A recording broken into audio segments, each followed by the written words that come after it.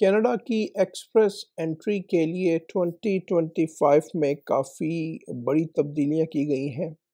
उसमें स्टूडेंट्स के लिए गुड न्यूज़ है, ट्रांसपोर्टेशंस वालों के लिए बैड न्यूज़ है, हेल्थ केयर सेक्टर के लिए गुड न्यूज़ है। तो आज की वीडियो बहुत ही इम्पोर्टेंट है। अगर आप कनाडा के एक्सप्रेस एंट्री प्रोग्राम में कनाडा आना चाह रहे हैं तो किन किन चीज़ों का आपको ख्याल करना है, कौन कौन सी ऐसी उसमें ऑक्यूपेशंस हैं जिसको उन्होंने रिमूव किया है और किसको इन किया है। वीडियो बहुत ही इम्पोर्टेंट है। अगर आप प्लान कर रहे हैं कनाडा 2025 ऑनवर्ड्स आने का तो प्लीज़ इसको वॉच करें और मैक्सिमम टू मैक्सिमम शेयर करें। अस्सलाम वालेकुम, आपका दोस्त यासिर खान। मैं उम्मीद करता हूं कि आप सब खैरियत से होंगे।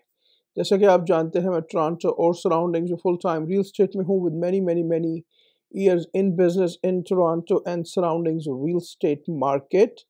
कोई भी आपके जहन में सवाल है buying selling commercial anything in real estate, अगर आप अपना घर बेचना चाह रहे हैं, डाउन साइज करना चाह रहे हैं, अप साइज करना चाह रहे हैं, अच्छी अपॉर्चुनिटीज़ ढूंढ रहे हैं तो you can message me, you can call me any time. चलिए जी टॉपिक की तरफ चलते हैं। रिगार्डिंग कैनेडियन एक्सप्रेस एंट्री 2025 के रूल्स काफ़ी तब्दीली आ चुकी है। एजुकेशन में काफ़ी सारी कोर्सेज़ को उन्होंने इसमें इंक्रीज़ किया है जो कि अच्छी बात है। स्टेम वालों के लिए बैड न्यूज़ है, ट्रांसपोर्टेशन वालों के लिए बैड न्यूज़ है। ट्रांसपोर्टेशन में उन्होंने काफ़ी तब्दीली कर दी है। पहले आप ट्रांसपोर्टेशन पे आ सकते थे जिस तरह ट्रक ड्राइवर्स वगैरह थे, उसमें उन्होंने काफ़ी चेंजेस की हैं। इसके अलावा हेल्थ केयर में उन्होंने इस कैटेगरी में काफ़ी इंक्रीज़ किया है। इसमें कोई डिक्रीज़ भी किया लेकिन इंक्रीज़ किया है जो कि बहुत एक अच्छी बात। ये सारी जो चेंजेस हैं ये लेबर मार्केट के साथ अलाइन करने के लिए इन्होंने ये चेंजेस की हैं, तो इसको प्लीज़ वॉच करें। आईआरसीसी ने जो मेन ऑक्यूपेशंस हैं उनको हाईलाइट किया है जिनकी इस वक्त बहुत ज़्यादा डिमांड है। उसमें फ्रेंच लैंग्वेज को उन्होंने वो किया है। उसके बाद health care and social service को इन्होंने इसमें ऐड किया है। ऑक्यूपेशन ट्रेड ऑक्यूपेशंस को इन्होंने ये सारी प्रायोरिटी बेसिस पे इन्होंने पीआर देने की बात कर रहे हैं ये लोग। और उसके बाद फिर एजुकेशन ऑक्यूपेशंस जो हैं तो इनको जो है ये प्रायोरिटी बेस पीआर की बात कर रहे हैं। तो काफ़ी सारे इन्होंने नए ऑक्यूपेशंस इन्होंने हेल्थ सेक्टर में ऐड किए हैं। जिस तरह मैंने मेंशन सोशल सर्विस को इन्होंने ऐड किया है। सब कैटेगरीज का एक ड्रॉ निकाला जाता है और जो भी उसमें एलिजिबल होता है उसका बहुत ही कम सीएसआर स्कोर के साथ उसको कनाडा के पीआर कार्ड के लिए ये लोग अप्रूव करते हैं, जो कि बहुत ही अच्छी।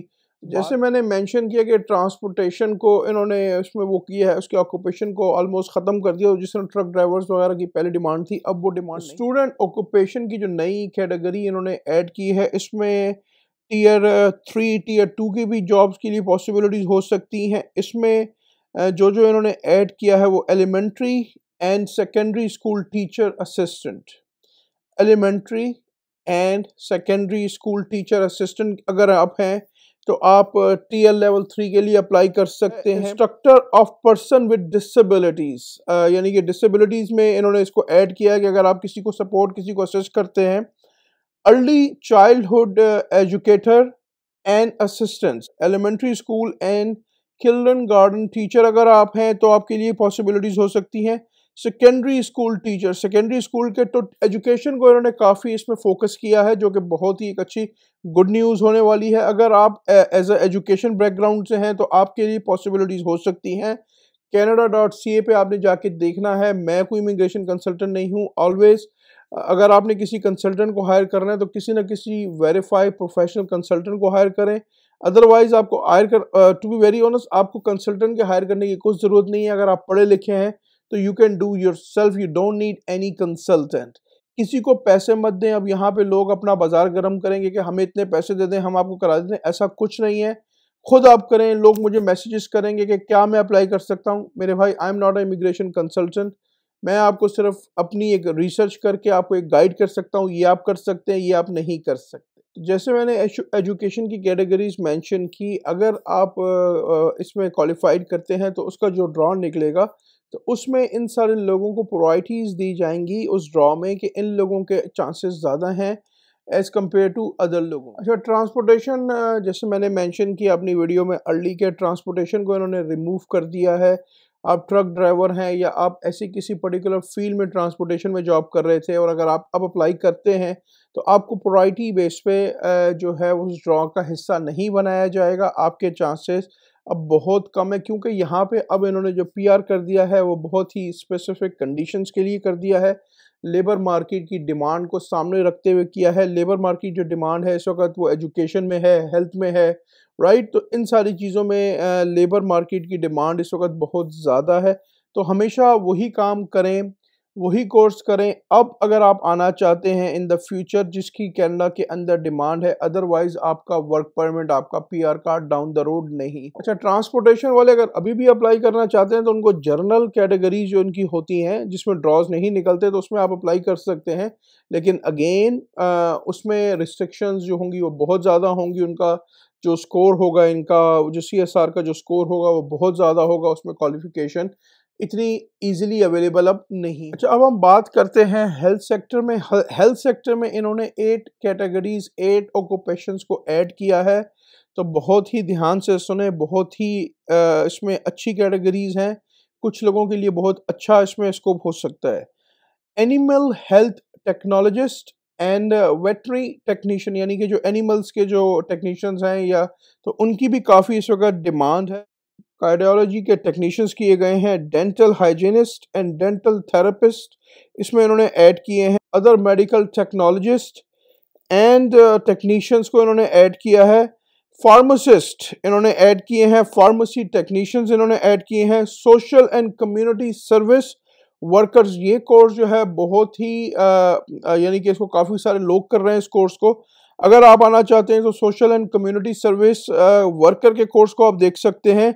सोशल वर्कर का कोर्स इन्होंने ऐड किया है। तो अगेन ये 8 कैटेगरीज हैं। सारी डिटेल्स की ऑनलाइन अवेलेबल हैं, आप वहाँ पे जाके फुल रिसर्च कर सकते हैं। तो it's a good opportunities for those who are in the health sector in this particular. जैसे मैंने अर्ली मेंशन किया कि 4 कैटेगरीज हैं। फ्रेंच में अगर आप फ्लुएंट हैं तो आपके ऑप्शंस बहुत ज़्यादा हैं। हेल्थ केयर में जिस तरह मैंने मेंशन किया 8 कैटेगरीज हैं। ट्रेड्स में इन्होंने 19 कैटेगरीज को ऐड किए हैं जो कि बहुत ही अच्छी बात है। ट्रेड में एनी काइंड ऑफ ट्रेड आप हो सकते हैं। कंस्ट्रक्शन में बहुत सारे डिफरेंट ट्रेड्स होते हैं। एवरीथिंग, ऑल द डिटेल्स, कोई भी इंफॉर्मेशन आपको चाहिए ऑनलाइन है। 19 ट्रेड्स इसमें ऐड किए गए हैं जो कि बहुत अच्छी बात है। और एजुकेशन ऑक्यूपेशन जो ऑलरेडी मैंने मेंशन किया कि 8 कैटेगरीज उसमें उन्होंने ऐड की हैं। तो अगर आप आना चाहते हैं, ड्रॉ में अपना नाम डालना चाहते हैं, इनके स्कोर कम होंगे लिटिल बिट, आपको प्रायोरिटीज़ में इन पर्टिकुलर ऑक्यूपेशन में आपको अपॉर्चुनिटी दी जाएगी टुवर्ड्स कनाडा के पीआर कार्ड के लिए। तो अगेन अगर आप आना चाहते हैं तो यू हैव टू बी, अपनी फुल ड्यू डिलिजेंस करें, रिसर्च करें, किसी फ्रॉड एजेंट को पैसे मत दें। अच्छा, स्टेम में भी इन्होंने काफ़ी चेंजेस किए हैं स्टेम की कैटेगरीज में। जिस तरह पहले आप computer tech, computer IT side में या कंप्यूटर साइंस में थे, तो अब उन्होंने इसको इस कैटेगरी से निकाल दिया है।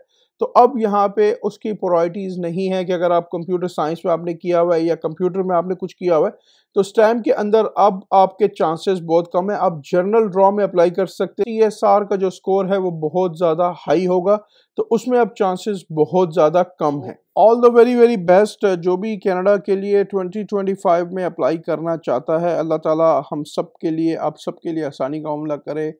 अपनी फुल रिसर्च करके आएँ। कनाडा इस वक्त बहुत चेंजेस कर रहा है, दिन ब दिन काफ़ी तब्दीलियाँ हो रही हैं। अगर आप अपना प्रायोरिटी बेस पे कोई ऑक्यूपेशन में आना चाह रहे हैं तो फुल रिसर्च करें, देखें कौन से कोर्स, अगर फॉर एग्जांपल आप एजुकेशन इंडस्ट्री से आ रहे हैं तो देखें कि आप उस पर्टिकुलर कैटेगरीज़ के अंदर आते हैं, नहीं आते। हेल्थ सेक्टर में जो इन्होंने 8 कैटेगरीज ऐड की हैं उसमें आप आते हैं, नहीं आते हैं। अपनी फुल रिसर्च करके देखें, टाइमली मैटर्स को चेक करें कि उनके ड्रॉस कब निकलेंगे। ट्रांसपोर्टेशन में अगर आप हैं तो बहुत मुश्किल है, राइट। उसमें अब आप उस कैटेगरीज में, ड्रॉस की कैटेगरी में प्रायोरिटी बेसिस पे नहीं आ सकते। इसी तरह कंप्यूटर साइंस है तो वो उसमें आप प्रायोरिटी बेसिस पे नहीं है। अपनी अगेन अपना चेक कर लें, गूगल कर लें, फुल ड्यू डिलिजेंस करें, रिसर्च करें, अपने आप को रेडी करें और अल्लाह ताला आप सबके लिए आसानी का मामला करे। मैं उम्मीद करता हूँ आज की ये वीडियो आपको काफ़ी पसंद आई होगी। अगर अभी तक आपने चैनल को लाइक या सब्सक्राइब नहीं किया, इसको प्लीज़ लाइक करें, सब्सक्राइब करें, शेयर करें, इससे मुझे मोटिवेशन मिलेगी। हंसते रहें, मुस्कुराते रहें, खुशियाँ बांटते रहें। इंशाल्लाह ज़िंदगी ने साथ दिया, ऐसे ही किसी और वीडियो में आपसे मुलाकात रहेगी। अपना बहुत ख्याल रखें। अल्लाह हाफ़िज़। All the best and take care.